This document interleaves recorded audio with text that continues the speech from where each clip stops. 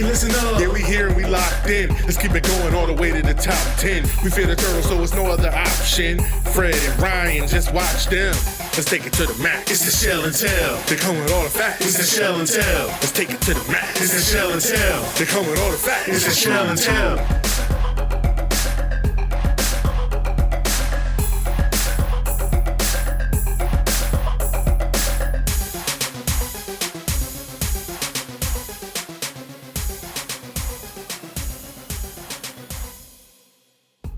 What's up, Terp fans? Fred, Ryan, back for yet another edition of the Shell and Tell podcast, the home of your 5-0 Terps. How exciting is that? 5-0 OHIO coming. Big Don't week, tell man. the police. Big week if you're a Terps fan as the team stays hot, steamrolling Indiana 44-17. To move to 5-0 on the season for the first time since 2001, Ryan. What were you doing in 01? I believe that was my first year with the Terps. It was my first year sitting in my seats. 22 years ago, man. You know what I was doing? I was putting on truck bodies and snowplows in 2001. Yeah, I was a child bringing my best friend to the game with me and sitting with my mom and dad. That's funny. We were in different spots. Hard to believe 2001 was 22 years ago. It's insane how fast time goes. But yeah, man, it's an exciting time, like I said, to be a Terp fan. We talked about it heading into Indiana. You had asked me, 500 yards. Could this team put up a number that big? It was a big number, 500 yards. I took the over on it, so don't put your money out there if you're betting on anything. Don't go off on my calls because they finished just short, 472. Story of my life when it comes to sport betting. But still, man, a hell of a performance by the offense. Story of sports betting. That was me. If anyone was in the stands at the end of the game, the whole 30 of you in my section, you all saw a man come alive in the last 5 minutes of the game rooting against points because I realized that I was hitting like a 9-leg parlay, one of which included no one could score any more points. And with 25 seconds left, they got a garbage time touchdown and ruined my parlay. We had been having a good time just watching an ass beating, chill. And then I was like, no more points. We're done. Wasn't just you. I don't think I told you, but I tailed your bet as well. So I also had money riding on that same bet. 25 seconds. That was awful, man. It was such a good bet, too. It was like under 2 touchdowns for Indiana, under 54, over 35. It was like all this like exacto stuff that had to happen. Right. And we were 25 seconds away from destroying it. Here's what it is, man. That's sports betting. That's why I'm going to take a break from it. I'm not going to retire from it. I think I'm going to take a break from it for a little while because... And I have not been on the good end of betting lately. But no more deposits. Yeah, right. Let's talk a little bit about this offense, though, man, because like I said, this was a big game for them. Another fast start for the offense. They jumped out to a 21-0 lead in the first quarter and a half last week. Jumped out to another 21-3 lead in this one in the first quarter. Went into halftime, I think it was 27-3 at halftime. Punched him in the mouth right out of the gates on the very first play on a wide open deep shot to Jayshon Jones for 62 yards. Yeah, it was a really good play. Honestly, in the stadium, it kind of looked like he was like jogging out at the end, like that he could have scored on that game. But then I watched a replay and it was fine. He was running down the sidelines. They just had the angle. But my dad was like, "What's wrong with him? What's he doing?" Like, I don't know what it was. It was a really weird angle from our seats where it kind of looked like he was waiting to like maybe make a spin move to the inside or something. But I think he just knew that he was only getting what he was getting because he had multiple people having the angle to the end zone on him. Gotcha. Well, Jayshon, man, he had a huge game in this game. I think he went over another one that went over 100 yards. Obviously, we had another wide receiver go off, which we're going to talk about in a little bit here. But Jayshon Jones, the consummate pro, the guy that is Mr. Reliable for Talia, comes up big in this game. Yeah, Jayshon absolutely did come up big. 6 for 121. It may have been the ugliest 6 for 121 you've ever seen anybody put up. Of course, that I was tainted by that first one that was wrong, but going back and watching the others, he had a couple big drops. He had one where he just fell over, turf monster style, and he still put up 6 for 121. So what is the ceiling here? Not to mention, he's the one that caught all Locke's wrath before the end of halftime, not getting out of bounds with 1 second left for a field goal. So it probably doesn't feel like the greatest game of his life with a few things that he left on the field. Can we get a smile before you head out, Coach? Man, but one guy who was hitting his stride in this game, Talia, responsible for 11 tutties in the last 2 weeks, 9 through the air and 2 on the ground. 352 for 5 touchdowns. He also had 15 yards on the ground with 1 run in. Only sacked 1 time, which, like I said, that was a big key for me going into this game, was keeping him upright and going 2 weeks with back-to-back no sacks. Will only get sacked 1 time. Named the Big Ten Offensive Player of the Week after the win. First Terp ever to win that award 3 times in their career. Pretty impressive. That is impressive. Everyone that could give him an award did give him an award this week. The DC coaches, some Manning thing. There was all kinds of places had an award for him. First quarterback to throw 5 touchdown passes since 1994, Milinovich.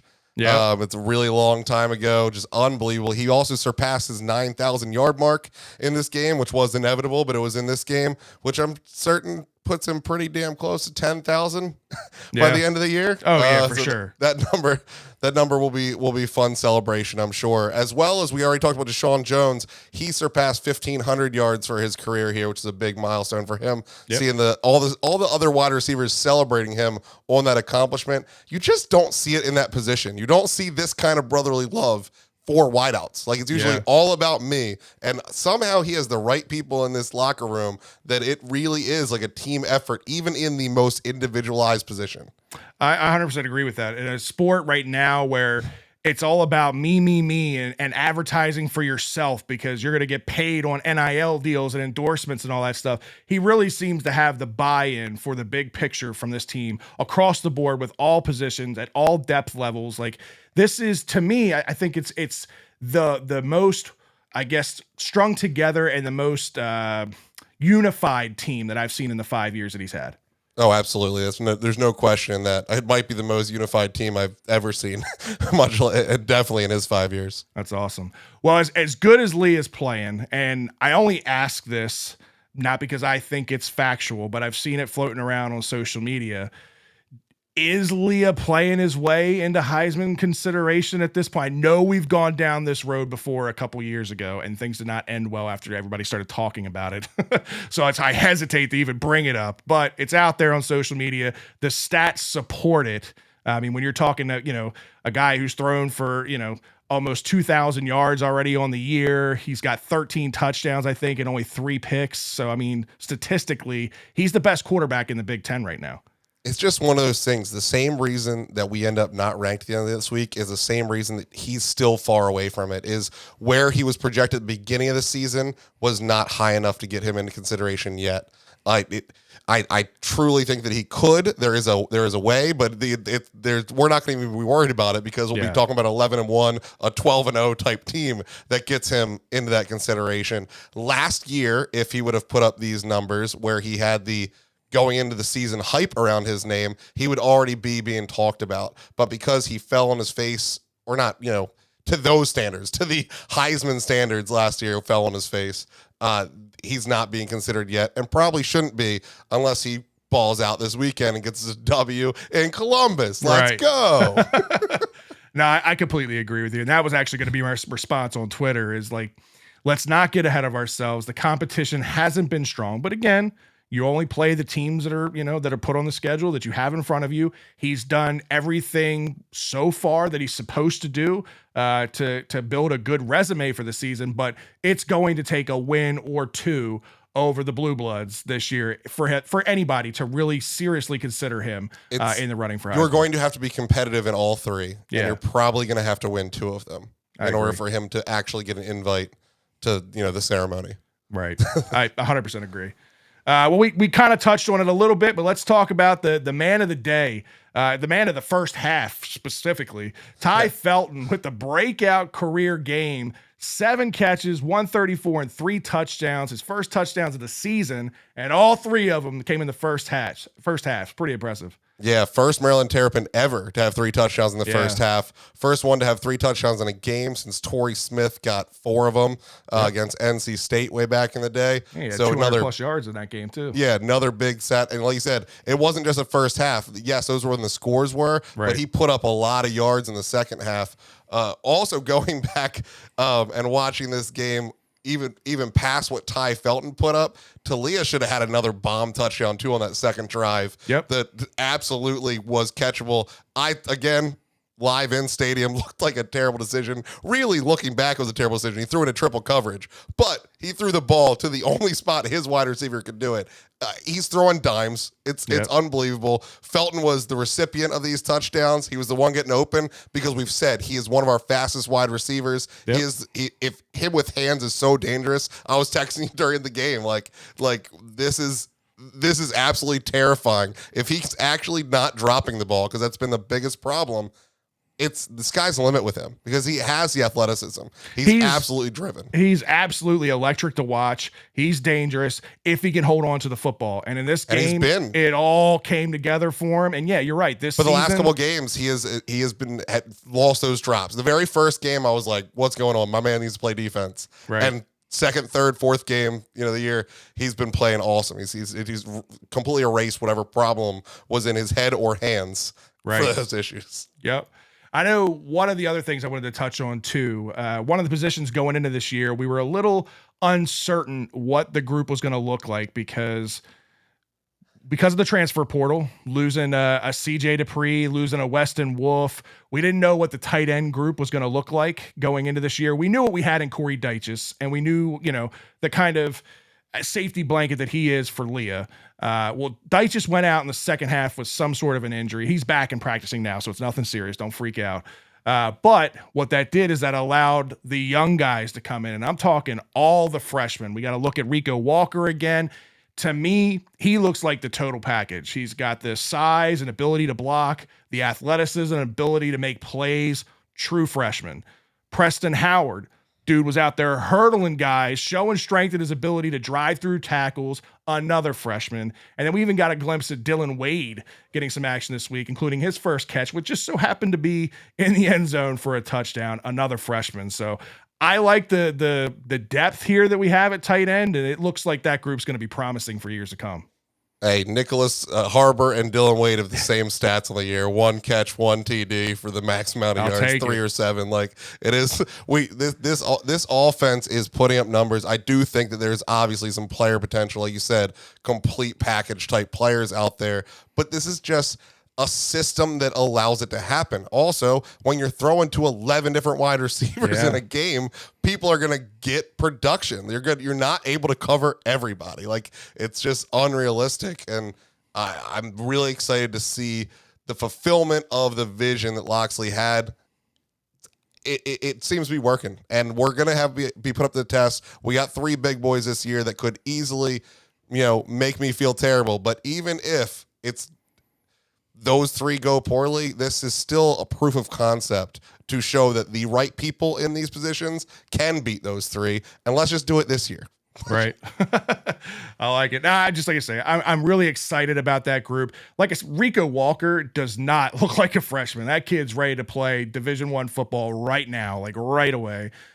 He's, again, got the athleticism. He's got the size. Looks like the total package. He's going to be a plug and play once Dyches moves on. He's going to be the number one number one tight end moving forward, in my opinion. Let's talk a little bit about the running game, because this is something that has been a concern for some. They really didn't get going in this game until the second half, or later in the second half as a group. We saw Hemby out there in Littleton, but those were the only 2 backs that we saw out there. And I'm going to bring up one of our mailbag questions on this, because we put that out there for guys, your subscribers and people that listen to the show, to send in questions. True American 88 on X or Twitter, whatever the hell you want to call it. Where was Colby McDonald in this game? And I had the same question. I didn't, as much as he's done well over the last couple of weeks, and he kind of seemed what we thought. Maybe I don't want to say he supplanted Hemby in the rotation, because that wasn't the case at all. But production-wise, he was getting better looks, and he was getting chunkier yardage than Hemby was the last couple of weeks.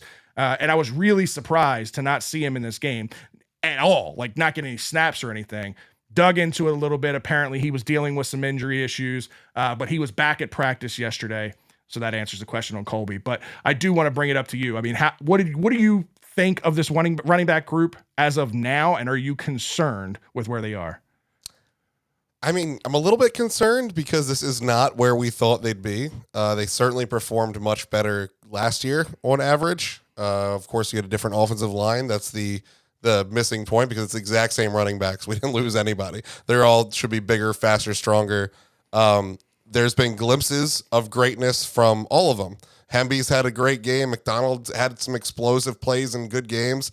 And Littleton is like a highlight reel waiting to happen. Every time he gets out in open space, it just makes me smile still. My man is still huge. I don't care how much weight he lost. He is fun to watch run down the field 100%. and hurdle people. He would have had a 60-yard touchdown this one if he had one more foot of green space to work with. Just couldn't make the turn after the hurdle to stay in bounds. Right. There's a lot of man to make that turn on. Well, I think my answer to this is going to tie into yet another mailbag question that we have. Ricky Welch 48, also on Twitter. What is more of a concern? We don't have a kicker, or Hemby in the run game being mediocre at best in conference play? So I'm going to answer this first. 23 carries for 120 yards as a team in this Indiana game. Does it blow you away statistically? No. But I think it's effective, especially when you're talking about a quarterback that was in his bag for 350 some yards and 5 touchdowns. I know we kind of want this perfect game and balance of everything, but you ride the hot hand, and Leah has been hot through the air. And to Ryan's point a minute ago, he's got targets all over the field, and these lesser opponents, we've been able to pick them apart in the secondary. So am I concerned with the running game? I'm concerned, along with Locks, with the base of the running game. The 4 and 5 yard, just little plays here and there. The big plays are going to come when they come type of thing, I think. But as far as just the short yardage situations, that's more of my concern. Or just making sure that, hey, when you get the ball, get 4 or 5 yards, the general average. But as a group, I think all 3 of these guys can make plays at any one given time. Yes, I would like to see a little bit better run blocking from the offensive line. So to answer his actual question, we don't have a kicker or Hemby in the run game being an issue. What's the biggest concern? I think personally it's the kicker situation, because that was so vital to our success last year. And again, like I said last week, going into some of these big boys and these blue bloods, these are going to be a lot closer games where every possession matters and you want to score every time you get past the 50. And we had no worries about that at all last year. Every time we got through over the 50, we were confident that we were going to be able to get at least 3 every time we got across the line. Right now, I don't have that confidence. I'm not saying, again, I don't think that all is lost with Howells. I'm concerned about it. And I think that's the bigger concern for me than the running game.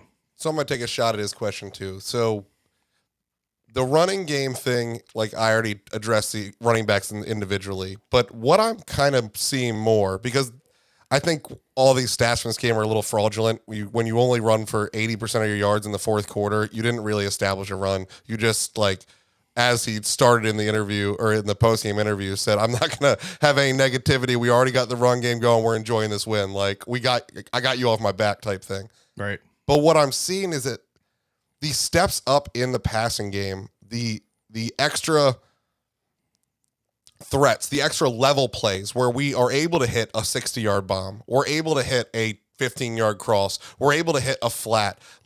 This is doing what a solid running game does for you. It brings people into the box and lets you go over top. So the fact that we can do that with the passing game, and oh, by the way, if you get an advantageous, blocking scheme, these running backs are all capable. The problem in the running game is the offensive line.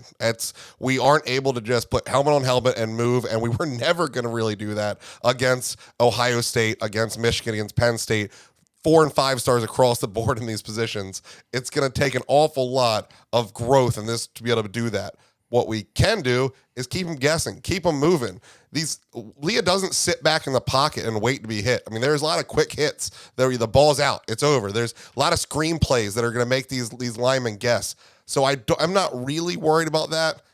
It is the kicker if I have to choose one, but I do think that the things we've improved are going to make up for that lack in kicker. The things that we've messed up last year were we're first and goal from the 1, and all of a sudden it's 4th down from the 35 because we had 2 stupid penalties and a sack that Leah took. Like, these are the things that were erased that made things more difficult scoring in that red zone so far have been erased, so that I think by the end of the year, you might end up scoring just as many points with a leg, even though it's not as good a leg. He still has the distance. He still has the length. If it comes down to a game winner, we can still try it up to like 55. Is it as confident? No, but it is still a weapon there. It's not like some of these teams in college. Look around at some of these kickers. Alabama, every championship they've ever lost is because their kicker sucks. I don't know why they're unable to get a kicker with one of their 8 million scholarships. Like, there's not a ton of great kickers. We talked last week. We had a top 3 kicker in the nation. Yep. You're not going to get that every year. This is college sports. I think that he's on average for a kicker at University of Maryland over my time being there. It just feels so terrible after it was so locked in last year. Yeah, again, my biggest concern is knowing that Leah plays most confidence when things are comfortable for him, and not having that, I guess, peace of mind, knowing, hey, if I get over the 50-yard line and we can't get a first down, like, I still got somebody out here who can make a kick and get me 3 points. That undue pressure of feeling like he's got to score, he's got to make the plays, he's got to drive the scoring for this team all the time. That's my only concern, because, again, these games are going to be a lot closer against these Blue Bloods than they've been in these first 5 games. So that's why I push, I guess, the edge to the kicker being the again, the edge is the kicker. I am scared that we end up losing a game on an extra point, which would never have happened last year. Like, like that wasn't a fear. So that has the edge. I just don't think either are that big yet. And I do think that Hal's been dealing with an injury, and hopefully as that gets better, he gets better. Because, I mean, the kid got recruited by Oregon. He was supposed to be our starter last year. There's got to be something to it. There has to be. Yeah, no, I agree with that.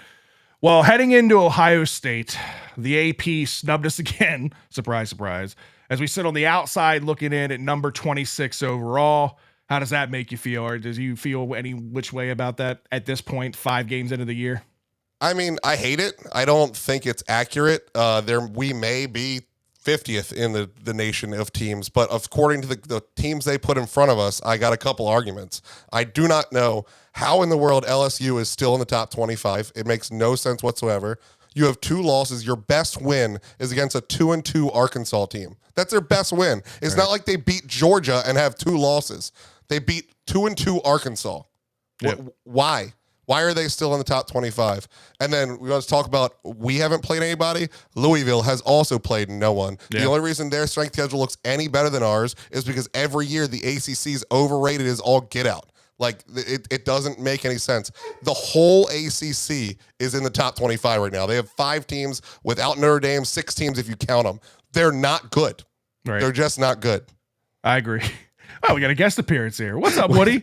Woody's on the show. I usually try to not let this happen, but here we are. Scott Van Pelt, if you're watching, that dog's because of you. This is us. Oh, wait, there we go. This is Scott Van Pelt's dog. After I cried myself cutting the grass over Scott's dog that I never met before, I had to go get myself a friend. And then he was a lot, so we got him a friend. So he's here too. That makes sense. That makes perfect sense. You know how I feel about rankings, though. I at this point in the year, to me, it doesn't matter. Like, we're going to make the biggest leaps into the standings and into the rankings if we handle our business like we want to and like we're supposed to against these big guys. What happens if we beat Ohio State right now? We go from unranked to like 8. No.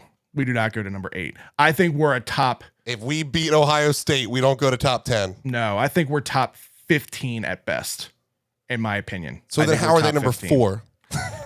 We'll be 6-0 with a win over the 4th team in the nation. LSU because will be ahead of us. They will not drop Ohio State behind us too far. So, like, you can't take Ohio State depending on how bad the loss is. You can't take Ohio State with 1 loss from number 4 to like number, 20. They would go from 4 to like maybe 13 and we'd slide into that to like 12. I think 12 is like our ceiling. In my opinion, that's just where I would be. I'm We'd be excited one we're step having ahead. a reality conversation about beating Ohio State and jumping into a top 15 position. So it's good enough for me. Hey, we already That's won. what I'm saying. To me, it really doesn't matter. Like, build your resume, continue to win the games, go 6-0, beat a blue blood for the first time since the Locks era has been around. Like, get that done, and then let's see where the chips fall. Yeah, you have a schedule that if you just win your games, you're in the playoff. So 100%. There are three Big Ten teams, and you can name all three of them, that are in the top 6 in the AP right now. 3. Yeah, and then they put the rest of the ACC to fill out the 25. Just because we have to. Let's talk about this game, man, because, again, it's a big one. It's at the Horseshoe. Terps have good momentum heading into the week. It's a tough environment. 102,000 people. We know what that was like at Michigan, although this stadium's built a lot different than the way Michigan is. It's a very good team. Maryland opens as 19.5-point dogs. I would say take Maryland there, but, don't take your betting advice from me, like I said earlier. But that just seems like a lot of points, at least to me. It feels like a ton of points. When you look on paper, we're like the same team. We've given up the same points. We've scored the same points. We've thrown for the same yards, but we're 20-point dogs. I understand being a dog. It's Ohio State. They always win at home, but they played Notre Dame, Ryan. Oh, Notre Dame. Oh, well, no, did they play Texas too? Did they play the overrated Trinity? All your favorites. All right, so I'm going to go to another mailbag question here then, because this actually works in well. Googs, our buddy John Googs, at JGoogs40 on Twitter.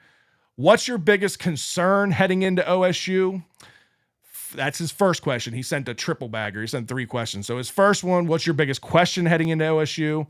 For me, it's health. I think that's my biggest concern. Will Tarheeb still play? Will Jayshon Barham play? Barham was back at practice with a small brace on his left knee. So it's a good sign that he was back and practicing.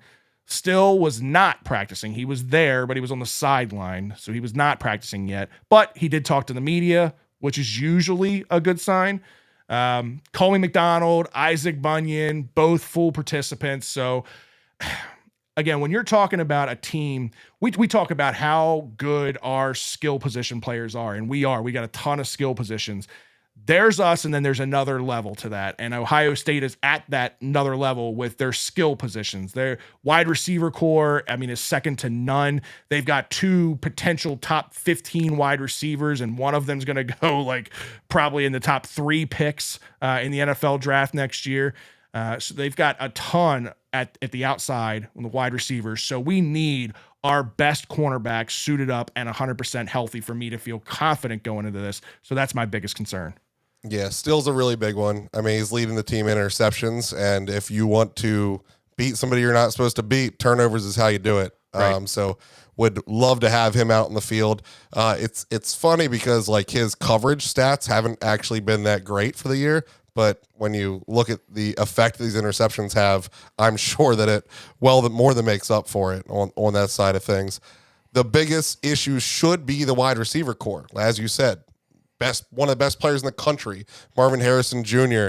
is 6'4", 205 of just absolute Hall of Fame level talent. He's a dog. His dad is just reincarnated. Like it's just the same thing.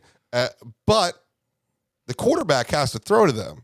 Yeah. And for the first time, maybe ever, our quarterback's better than their quarterback. So that's the great equalizer there. So the biggest worry I have is twofold. One of them does include the receiving core, the quarterback getting him the ball. They have the best tight end we've played this year. Cade Stover, 6'4", 251 senior. I'm scared that we do such a good job covering these wideouts, and then he just continuously eats us for 15-yard first downs over and over again. That's a fear in the back of my head.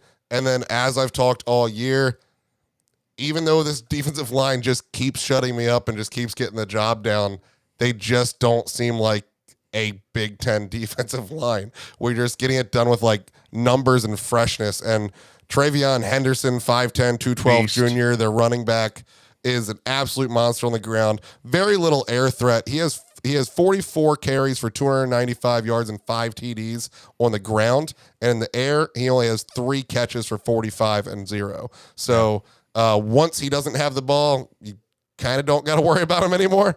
But yeah, you need to make sure to know where he is and what he's doing, and we're gonna need our linebacker core to really show up and fill some holes. Yeah, I mean, this offense for Ohio State has gotten a little bit better each week. I mean, first couple weeks of the season, you're like, yeah, man, Ohio State's definitely beatable this year. Like, even with, Marvin Harrison Jr. out there, they look beatable. I'm not saying they're not beatable, because I think they are. I believe we have a very good chance in this game.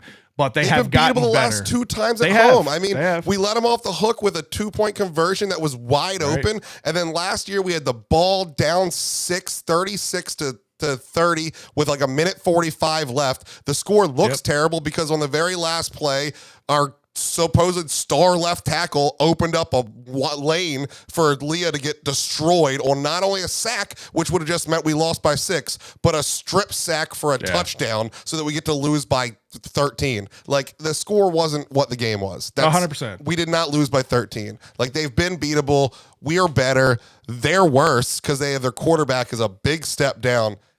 If not now, when? Like, this is the last pin to fall. We've beaten Michigan. We've beaten Michigan State. We've beaten Penn State. This is the last pin to fall. Ohio State's got to go down. I agree. They have to. I agree. All right, let's get to phase 2 of Goog's question. Some of this you've probably already answered, but we'll go back and forth. I'll let you give one, and then I'll give one. 3 biggest keys heading into the game. What's your biggest key heading into this game? Leah clean. Yep. It's like, that's the key to the game. I think I had with Leah, my very first one, keeping Leah upright and continuing for him to continue to play with confidence and under control. That's always my thing is Leah kind of gets out his element at times and tries to make something out of nothing. And that's where you see him take those big sacks and big losses, which we only have seen like once or twice all season. If he can continue to stay dialed in with that kind of focus, I think that's a huge, huge key into this game. And then for me, it's what we talked a little bit about earlier, the base run game getting back to form. Continue to move the chains and run the clock. Time of possession, I think, is going to matter in this game, right? I mean, as good as this offense is, yes, we can put up a ton of points, but you want to limit the opportunities that Ohio State has the ball. So the running game is going to be more of a factor in this game than it has the last 2 weeks. I do not think we're going to get into an air raid showdown with Ohio State. We're not going to go out there and Leah's not going to throw for 400 yards. Good God, I hope I can clip this clip and tell me I'm wrong, but I just don't see Leah going out there throwing. Do it. Yeah. I hope I don't see Leah going out there throwing for 400 yards and 4 touchdowns. So I think the running game needs to get going. Last one. What do you got? The special teams has to not fail. And I bring this one up like to give a little bit of credit. We talked earlier about a little bit of special teams foes. Number one, the only 3 points Indiana actually scored, not in garbage time, was directly on the kick return team. They gave up a huge kick return. They basically started their possession in field goal range, got 1 first down and kicked a field goal. Those 3 points are on them. We talked about the missed field goals, the blocked extra points. That stuff can't happen versus the big dogs, but I do want to give a little bit of shining light, actually related to one of our running backs, Mr.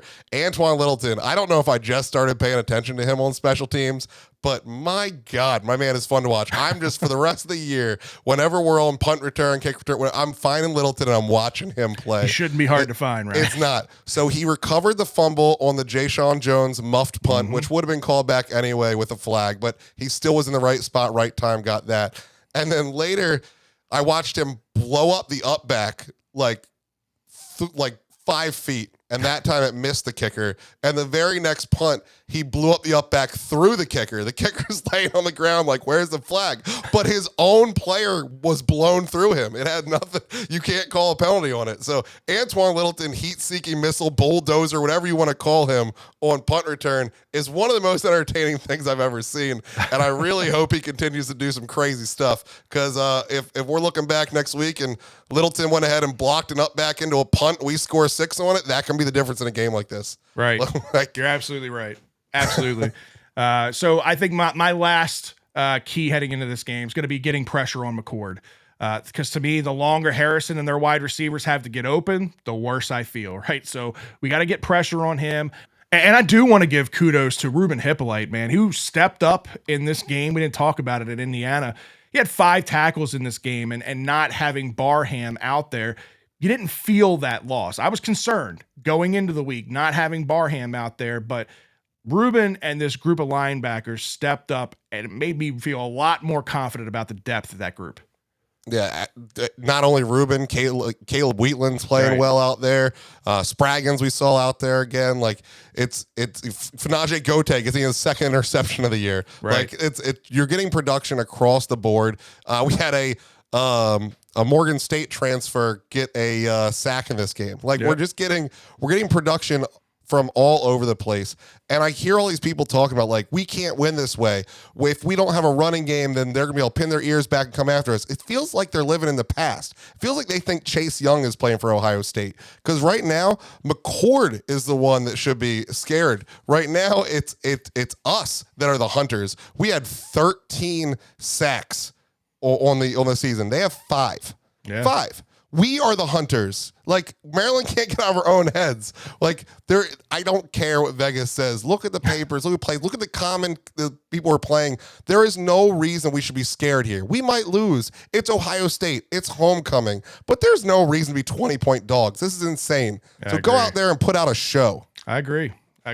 How big of an impact, this is one of his last question, how big of an impact do you see Saturday having on attendance for homecoming? So if the Terps win this game, do you think it has the kind of impact that we could see maybe a sellout type of game for homecoming? Do you think it gets that kind of buzz? No, because our fans are spoiled, and they if we had Penn State next week after we beat Ohio State, then they would come. But because it's Illinois, they'll be like, "Oh, you need a better command." It's a Big Ten team. Yeah, all Big Ten teams. That's a team you guys should beat. I'm not going to that game. Yeah. All Big Ten teams should be looked through the same lens because they all count the same. Agreed. Like, I mean, you're a Ravens fan. A win against the Browns is the same as a win against the Steelers, the same as a win against the Bengals, and that's the same thing in college sports. What our hope is that all the top teams beat each other. We're not going to beat all 3. That's an unrealistic expectation. We want to beat 1 or 2 and have everybody beat up on each other and be in the mix. That's how you win a Big Ten right now. Yep. That's what you want. So we got to go. All of the tiebreakers matter, and Illinois is a tiebreaker team. So let's beat them. I want to hope that it has the kind of impact that we all want to see on the fan support, but like I said last week, and we went on a long rant, and I'm not going to go down that rabbit hole again. I feel like I got everything off my chest that I needed to get off last week. I just don't have that confidence in our fan group that we'll have that kind of reaction, and they will show up and support the team like they should if we get a huge win over Ohio State last week. So also the Orioles will still be playing, so they'll have something to do. It'll be all the excuses. I thought it's gonna be a little rainy on like a Thursday, and so it might still be damp, and so there could be problems. Well, Ricky Welch also had another question that kind of ties into this thing. The culture of late arriving and early leaving crowds isn't going to change unless we are consistently on top of the big and a legit program. If we build it, they will come, per se. Is it time to remove the upper deck? I've only seen it filled once. I'll let you start. No, what? I'm sorry. Look, I'm glad you're a fan. I thank you for your question, but what are we talking about here? How? First of all, being on top of the big consistently apparently means the stadium will be empty because we just watched it. We were dominating a Big Ten team and everyone left. So what we actually have to do is we have to only play the Blue Bloods and USC and Oregon coming in, and we have to always be within 3 points of either side of them. And that's the only possible way people will stay in the stands. Frankly, I don't care anymore. I get the idea of removing the upper deck. First of all, the cost to shrink a stadium is never going to happen. They'll just throw some tarps up there and be like, you just can't sit there. Number 2, if you want to decrease the occupancy of the stadium, what you do is you put better seating in the bowl and shrink down that seating and then force more people to the top. There's also people that sit up there, shout out to Brendan, that won't come and sit in my awesome seats that I enjoy because he doesn't like my view. He likes up top. He likes to see the plays develop and the holes open. I know you enjoy that, the Ravens game. I like being in the middle of it and feeling it, because I can see those things on the TV at home, but I can't feel what the players feel unless I'm down there. So it's two different types of fans. And so, no, we're not removing the bowl.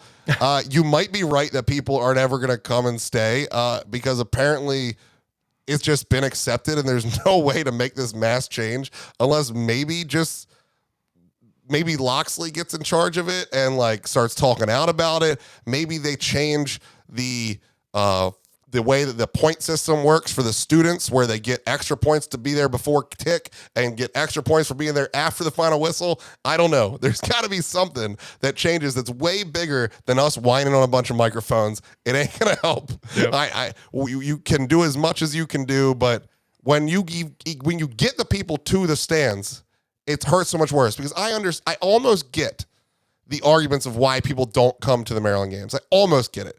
I think it's crazy because I think it's a better product than people put out there. But I do understand that we're a metropolitan area, that there is lots of things to do here. I understand that it is, another commitment, and that all these people around here are insane about like their kids' sports and being up and down the East Coast and doing all these things on Saturdays, that it becomes an issue. What I do not and will never understand is how someone takes their hard-earned money and buys a piece of paper to get into a stadium for 4 quarters, and they only come 20 minutes late and leave an hour early. There was nothing in my brain that will accept that. I paid for 4 quarters. I'm there for 4 quarters. Yep. I will never accept anything else. Yeah, it's talking out of both sides of their ass, talking about the fans in general. Like, you want to see a winning product.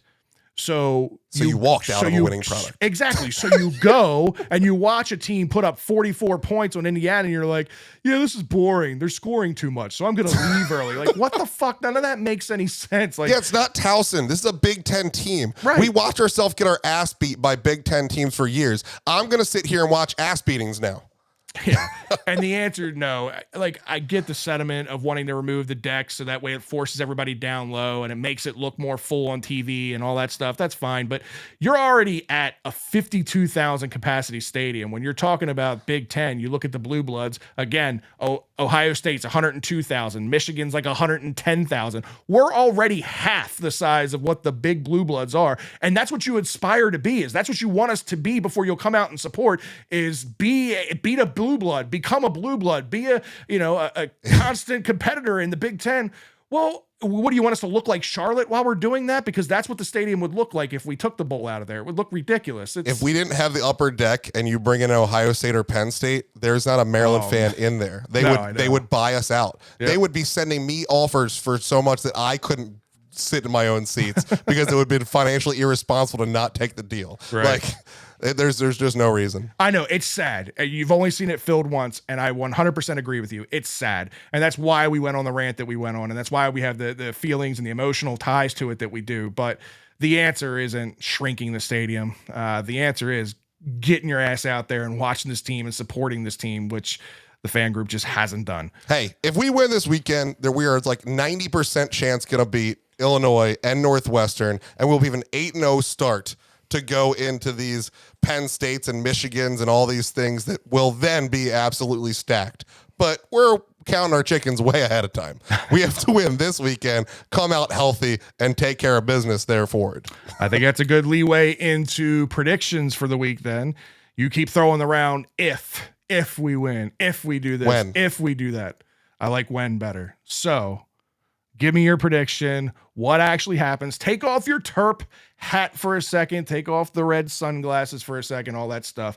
Really give me how you think this game will shake out. And if you think they're going to win, how do they do it? The thing is, I truly believe I am. And that's what's kind of been frustrating all week is like, I know I'm a homer and I know that I'm like, do have the red sunglasses, just won't remove. But I see a world where we lose, but I can't find a world where we lose by 20. It doesn't make sense. Their best attribute is their defense. Our best attribute may be our defense. This last game, It didn't look like it. It was Celia. But the games beforehand, we were your top 10 in scoring defense, a top 20 in total defense. Like it's a positive thing. So I see the under as a lock in this game. And I think if you hold them to under 28 points, that gives Leah the chance to win it. Like, That's all there is to it. You hold Ohio State to 28, and you hope Leah can get there. And I think we can do it. I think we win this game 28-24. 28-24. Okay. I like it. I mean, for me, I think we have a chance. I think we can do it. Yeah. 100%. We have the skill position players to do it. We have the quarterback to do it. We have the defense to do it. But do all those things align for us to do it this week? I'll tell you, I like our chances better this week than I have in any of the years past that we've gone into Ohio State, or any of the years that we played Ohio State in the past. And we've kept it real close in those games, like you were saying earlier. Games that I expected to get waxed in, we were in to the last couple minutes of the game. Same thing at Michigan last year for the road dog complainers. That was our game to win. We should have won it. So everything tells me I want to pick the Terps to win this game because I really feel like we can. But I am going to take the other side in this. Prove to me that you can do it. Prove to me that you can do it. We know that you have the ability to do it, but prove to me that you can. I'm going to take the flip side on your score and take a 28-24 Ohio State. Please prove me wrong. Like I don't want to be the Homer show that we pick the Terps to win every single week. I'm trying to really be non-biased here and not be a Homer because again, I really think we can win this game. And I might I might even be high on these scores. Like I could literally see a repeat of Notre Dame, Ohio State. I maybe I'm crazy, but I just think that we're not that far off from these guys. Like it could literally be the same game. It could be whatever that was, 15-14 or whatever the end of that score was. Like the thing I'm probably most confident in this game is the under. And the under with these points, because if you hit an under, it's impossible to lose by 20. It's like literally impossible. 0-20. One of the things that's been in the back of my mind, and I should have brought this up as a concern too. We haven't really seen Josh Gaddis in a high pressure situation as a play caller. So my concern is getting too conservative with the offense, right? Like, one of the things I think that separates this offense this year from last year, I've said this before, is the ability to not only execute on deep passes, but just taking those shots when they're there and having the confidence that you've got the receivers to go up and get the ball. We've seen that a lot this year. We did not see that hardly at all last year. Like, just because this is Ohio State, I don't want us to see us play conservative. I don't want us to see, if those plays are there, take them. Take your shots. Let them have to make a play on the ball to then get the ball back, because that's how you're going to beat Ohio State. Is one, if you can come out and punch them in the mouth early, just like we did against Indiana. If you punch them in the mouth early, that takes 102,000 fans out of the game, at least for a few minutes, right? Because they're going to be shocked that, holy shit, Maryland's for real, and like what we've been watching for these past couple weeks is not just a gimmick. Like, we watched it real. At Michigan. Like, we spotted them 7 points, and they're all laughing at us, and they're into the game. And then, the second quarter, Maryland's still taking the lead every time we touch the ball, and they're like, what's happening? And everybody got quiet, and they start turning to us because we're the only Maryland fans in the section asking us questions about the team. Like you put doubt into their hearts. And then we talked about with our team, it is this gelled form of a team that you don't usually see. But in most teams, especially teams filled with a bunch of 4- and 5-star me guys, something bad happens they're not expecting, and fingers start pointing, and people start arguing and not doing their job. So yes, first quarter, the most important thing there is in this game. Jump down their throats, get them distracted, get them angry at each other, and get them disheveled, and just step on their throats. Just keep it going. Yep. Like you can't let up. 100% agree. So I'm going to stay on the other side of it. We're both going 28-24. You're going Terps. I'm going Ohio State. I hope you're right. But we appreciate you guys tuning in as always. If you haven't sent in questions before and you want to be a part of the show, send in questions for our mailbag segment as well. You can send them to us on Twitter at Shell and Tell Pod. You can send them to Ryan at TerpsBSpert. You can send them to me at FredBLBS. You can also email them to us at shellandtellpod@gmail.com. Ryan, sign us off. Well, guys, I can't come up with a bigger test, man. 5-0 with a chance, like we said, to go 8-0. Like, it's really what it feels like right now. As big a homer as I am, I've never said those words before. I've never thought that this team could go 8-0 in any year, much less in the Big Ten against the Blue Bloods. If not now, when? You might as well do it. You know, we can't get down there to stay in this week, but turn on the TVs and give you another primetime game. This close. You can get tickets for $65 in a hotel for $100. If the Orioles weren't playing on Saturday in their first playoff game in 7 years, I would have been there. Yeah, Fred literally texted me this morning. He's like, I'm thinking about going. I'm like, crap, how much sick leave is this going to take me? How am I going to explain this to Kaylee that on 3 days ahead of time we're driving to Columbus? Support your boys. Buy your homecoming tickets. Come hang out. We'll be down in 4B. We're now 18 games in a row on primetime television, so somebody wants to watch us. Why not you? Right. Till next time, guys, here's to wishing all is well under the shell.